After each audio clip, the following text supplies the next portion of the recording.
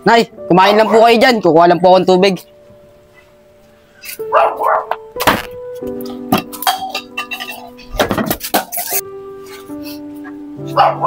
Nay! Ba't tinapon niyo po yung pagkain? Ano po ba nangyayari sa inyo?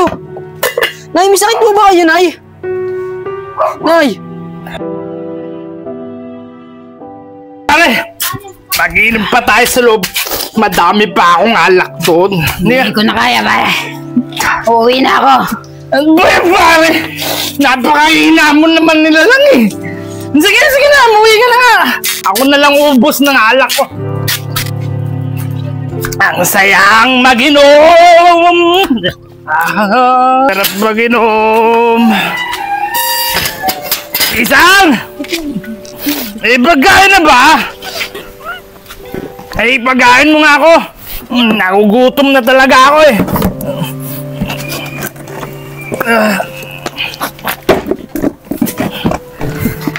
Isang! Ay, gugutom na ako. Dito na pala to. Ano ba yan, Jill? Ang ingay-ingay mo. Wala ka nang ginawa eh. Kundi mag-inom, nasang ingay-ingay mo pa dito? Tagal mo lang boss eh. Nagugutom na ako. Nagugutom ka na, pagkain. Ang galing mo humingi ng pagkain eh. Hindi ka naman nag-iwan ng pambili ng pagkain dito. Ay ba, kahit na. Ito gumawa ka ng paraan eh. Nagugutom ako eh. Ano, Jill? Gumawa ng paraan? Ang kapal mo. Aray ko. Ba't mo ako sinampal? Ang sakit na na. Nay, tay! Ano pong ginagawa ni nanay? Ba't po kayo nag-aaway? Ito kasing tatay niyo, mga anak. Wala nang ginawa araw-araw kundi mag-inom. Tapos nakuha pang manghingi ng pagkain eh. Hindi naman nag-iiwan ng pera.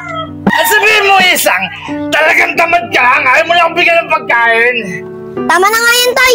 Tama naman si nanay. Wala po kayong iniwan na pera. Isa ka pa! Mong basa-pasok na nga kayo dun! Sa iba na lang mag-iinom!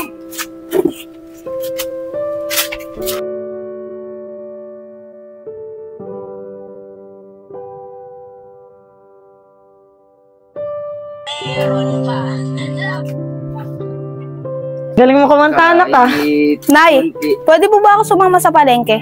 Total, wala naman po akong ginagawa dito sa bahay. Ganun ba, anak? O sige, mamaya pagkatapos namin himayin to, sasama kita sa palengke. Sige po. Ano? Isasama mo yung anak mo? Hindi pwede! Kita mo nagluluto pa siya rito! At saka marami pa siyang gagawin dito sa bahay! Eh, hindi naman kami magtatagal ng anak mo doon. Saglit lang naman kami sa palengke ah. Kahit na! Basta iwanan mo yung anak mo na si Gian! Ayan o, si Totoy na lang isama mo! Marami pang gagawin dito yan eh! Huwag ka sumama ha! Anak, kaya mo na. Ayaw kang pasamahin ng tatay mo eh. Tsaka saglit lang naman kami ni Totoy dun sa palengke. Uwi rin kami agad. O kuhanin mo na itong ano, ilagay mo na sa niluluto mo.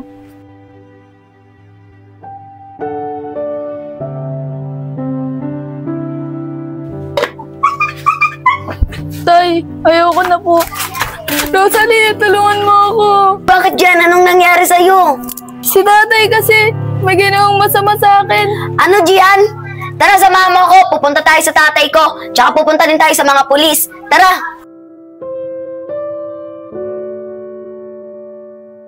Nay, sana magustuhan ni ate yung binili natin sa kanya. Oo, Toy. Siguradong magugustuhan ng ate mo yan. Teka lang, Toy. Bakit ang daming tao sa bahay natin? May mga pulis na. Tara, tignan natin. Nangyari dito? Mamang pulis! Bakit inuhuli niyo yung asawa ko? Jill! Sumama ka na sa ano ba presinto. talaga nangyari? Missy, sumunod na lang po kayo sa presinto. Gian, anak, bakit inuhuli ng pulis ang tatay mo? Ano ba nangyari? Isang, alam mo ba, ang asawa mo si Jin, matagal na palang pinagsasamantalaan tong anak mo. Ano? At kinuwento lang ng anak mo sa anak ko ang nangyayari sa kanya. At kaya ako na ang tumawag ng pulis para mahuli na yung asawa mo. Gian, anak, bakit hindi mo sinabi sa akin na ganun palang ginagawa sa'yo ng tatay mo? Matagal na. Kasi po, natatakot po ako na baka saktan po tayo ni tatay. Kasi po, di ba lagi siyang lasing? Ganun ba, anak? Patawarin mo ko, anak, kung nagkulang ako sa'yo at hindi kita nababantayan. Nay, okay lang po yun, Nay. Nay, pwede po ba dun muna ako kala Tiyo? Kasi po pag andito ako sa bahay, naalala ko po lahat ng ginagawa ni tatay. Ganun ba, anak? Kung yan ang desisyon mo.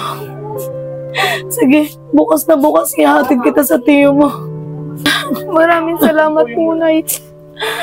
Gian, anak. Tawarin mo ako.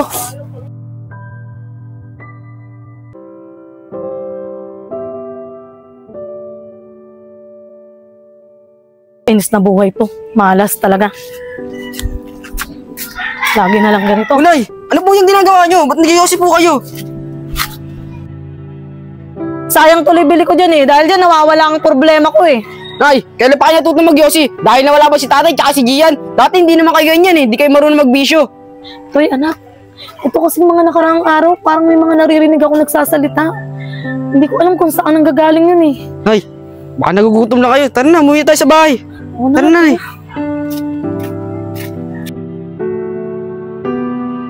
Nay, kumain lang po kayo dyan. Kukuha lang po akong tubig.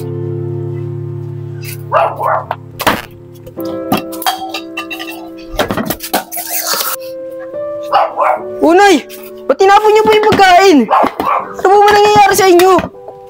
Nay, may sakit po ba kayo, Nay? Ano po ba nangyayari sa inyo? Nay, bumalik na naman po ba yung sakit nyo? Nay, dadalawa na nga lang po tayo. Nagkakaganyan pa kayo. Nay, magpagaling kayo, Nay.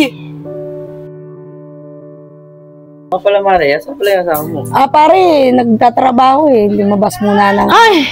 Ikaw, ibalik mo yung anak ko! Anak ko yung kinuha mo, di ba? Hoy, Isang! Sinusumpong ka na naman ang sakit mo! Di ba ang anak mo na kay Kuya Baro? Wala akong sakit! Ibalik mo yung anak ko, kinuha mo yan! Wala kang anak dito! Sige na, Isang. Umuwi ka na doon sa inyo. Wala rito yung anak mo. Nay, ano po bang ginagawa nyo? Hoy, Tayo, iuwi mo na Nay. yan. Nakakahiya na kayo. Iuwi mo na yan sa inyo. Tinahanap niyo yung anak niya. Di po kaya rin, uwi na po kami. Kapatid mo yan, Toy! Tara na, Nay. Kailangan kumukuha ng kapatid. Sa loob, Nay. Nay, pasok, Nay. Pasensya na kayo, Nay. Kailangan ko itong gawin eh. Baka makaperwisyon na kasi kayo ng tao. Anak, kinuha kasi nila yung kapatid mo eh. Kaya binabawi ko lang eh.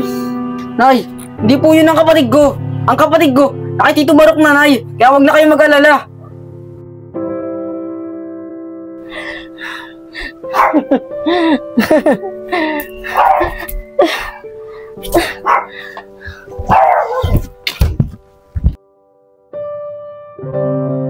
Malapit nang umuwi yung anak ko. Bibigay ko sa kanya tong baon niya.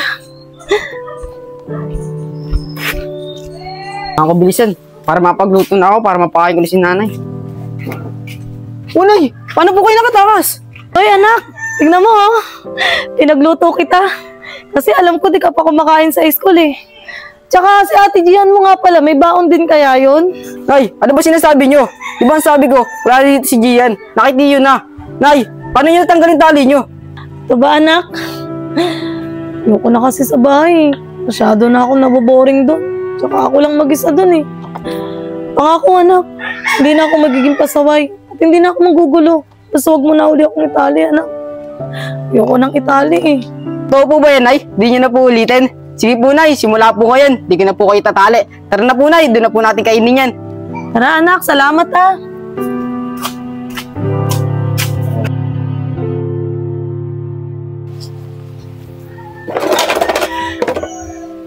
Uy, ganda ng radyo ah. Uy, Toy, anak! Halika, may radyo dito oh. Sumayaw muna tayo oh. Nay, mamaya na yan. Marami pa akong ginagawa, oh. Ang ganda kaya ng tugtog nito.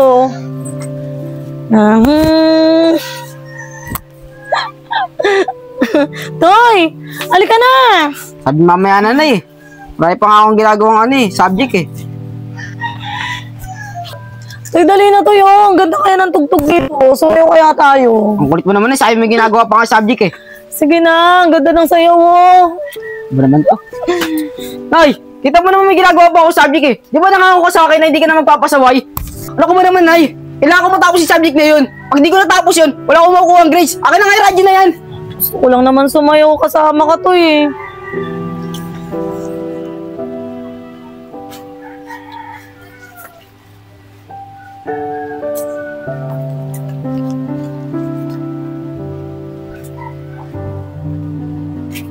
Nay, sorry po ah. Ito po yung radyo. Tara po, sumayaw na po tayo. Talaga anak, sasayaw na tayo?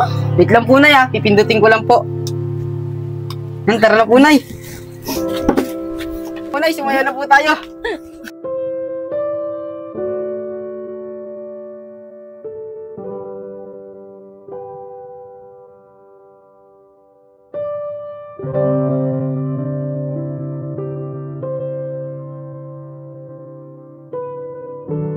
Uwi na pala siya.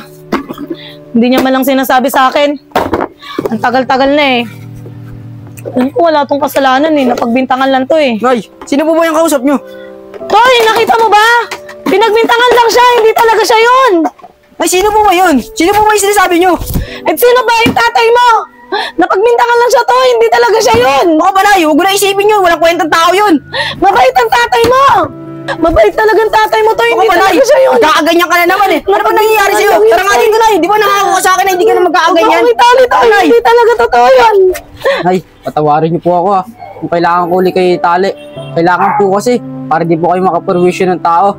Sige po, Nay, para makabawi po ako sa inyo. Pagluluto ko na lang po kayo. Nay, yan lang po kayo. Pagluluto ko lang po kayo ng pagkain. Tay, Tay. Okay, Randy. Ikaw pala. O Toy, bakit nakatali na naman yung nanay mo? Bakit? Sinumpong na naman ang sakit niya?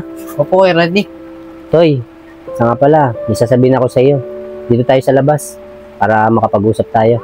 Sige po, Randy. Dito po tayo. Tara, Toy. Nay, dito lang po kami.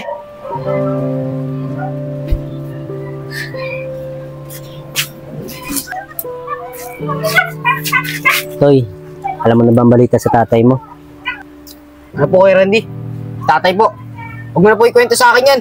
Wala naman po akong pakialam sa kanya. Ano ko ba naman, Toy? Oo, alam natin na malaki ang kasalanan sa inyo ng tatay mo. Pero tatay mo pa rin siya. Pero alam mo, Toy, yung tatay mo, nagkaroon siya ng malubhang sakit sa kulungan. At wala na rin yung tatay mo. Patay na.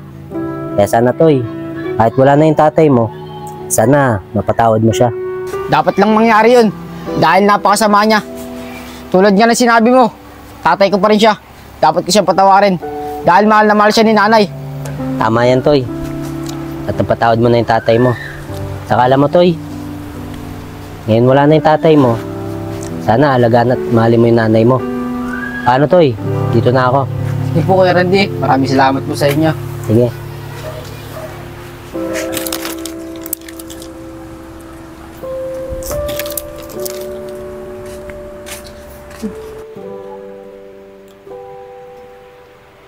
O anak, papakawalan mo na ako? Opo, Nay. Papakawalan na po kita. Salamat, anak. Nay, sorry ah. Nay, kahit dalawa na lang po tayo, hindi po kita iiwan at hindi po kita papabayaan. Nay, mahal na mahal po kita. Mahal na mahal din kita, anak. Nung sinabi sa akin ni Tito na wala na si tatay, pinatawad ko na siya. At si ate naman, bumuna ng sarili niyang pamilya. Kaya ngayon, kaming dalawa na lang talaga ni nanay ang magkasama. Alam kong hindi nagagaling si nanay sa sakit niya. Kaya naman, pangako ko kay nanay, hindi ko siya iiwan kahit anong mangyari kasi mahal na mahal ko siya.